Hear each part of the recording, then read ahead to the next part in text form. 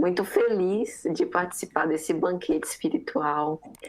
É interessante porque Sandy e Júnior cantam a felicidade com uma simplicidade, né? Na música, eles nos levam para esse cenário daquele lugar simples, que tem cheiro de terra molhada, falam sobre a convivência. Jesus, mais do que ninguém, nos ensinou que é através da convivência uns com os outros que a gente consegue despertar essa felicidade. Como já foi muito bem dito aqui, essa nossa sociedade hoje confunde muito essas alegrias vãs com a felicidade daqueles que cumprem a vontade de Deus. A nossa sociedade do consumo gera muitas inquietações, falsas necessidades, cultua a superficialidade das aparências, a fluidez das relações humanas, o ter, que acaba repercutindo no empobrecimento da alma. E aí é interessante a gente discernir que a felicidade não é a alegria. A alegria é episódica. A alegria e a tristeza são estados transitórios, porque não correspondem a estados perenes da alma.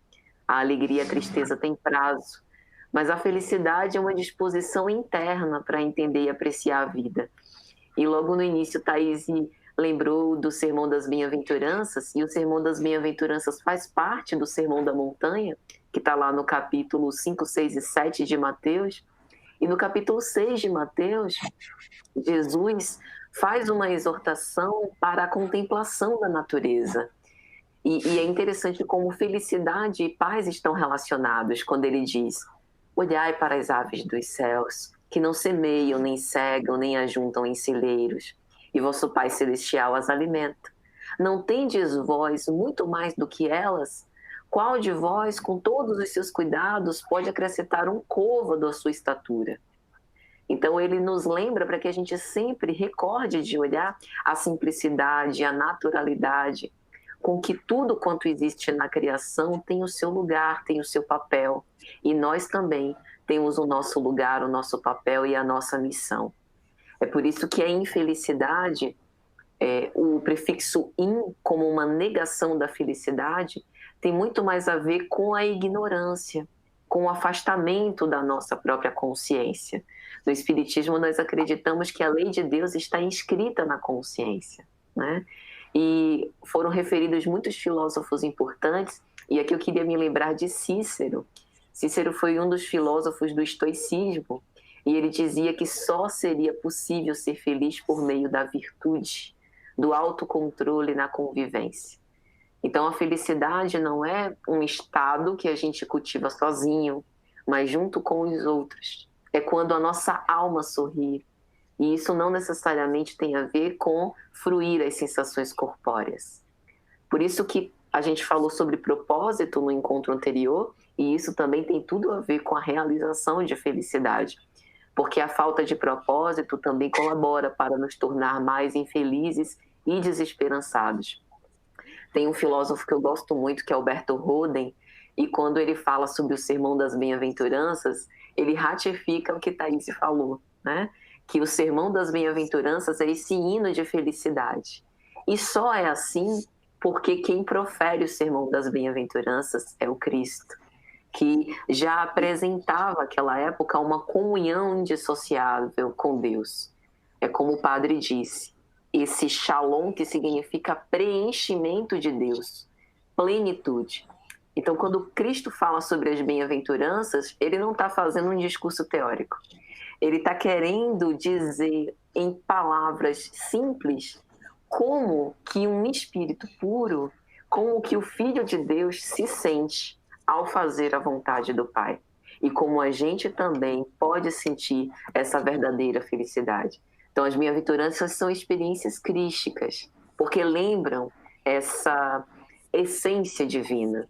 E dela, eu queria trazer um trecho, né, que é muito importante para esses dias. Quando lá no finalzinho, ele diz: bem-aventurados sois vós, quando vos injuriarem e perseguirem, e mentindo disserem todo o mal contra vós por causa de mim. Alegrai-vos, regozijai-vos, porque grande é a vossa recompensa nos céus, pois assim perseguiram os profetas anteriores a vós.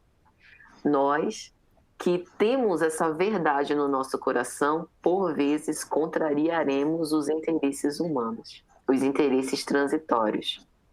E talvez isso signifique a gente defender, digamos assim, a mensagem de Deus. Mesmo quando nós não formos compreendidos, como a gente tem na oração de São Francisco, mesmo quando a gente não for amado, ainda se nós formos perseguidos, perseveremos, se a nossa consciência estiver tranquila. No Espiritismo, a gente acredita que a felicidade é perene, com todo respeito ao filósofo Cortella, que também gosto muito, porque no Espiritismo a gente acredita que a lei de Deus é a única verdadeira para a felicidade do homem. Então, se a lei de Deus já está na consciência, somos nós que somos infelizes quanto da consciência nos afastamos. Então, a felicidade tem muito a ver com esse sentimento de pertencimento, com o afastar-se das aparências do mundo e voltar-se mais para o nosso mundo interior.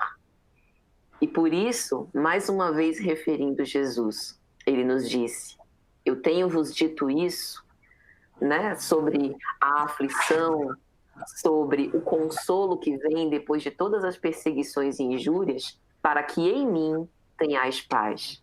No mundo tereis aflições, mas tende bom ânimo, porque eu venci o mundo.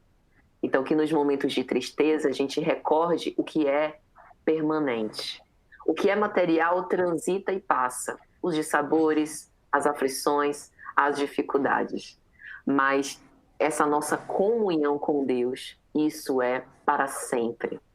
Porque a vida verdadeira, essa nunca acaba. É imortal. E é o significado da felicidade em nós.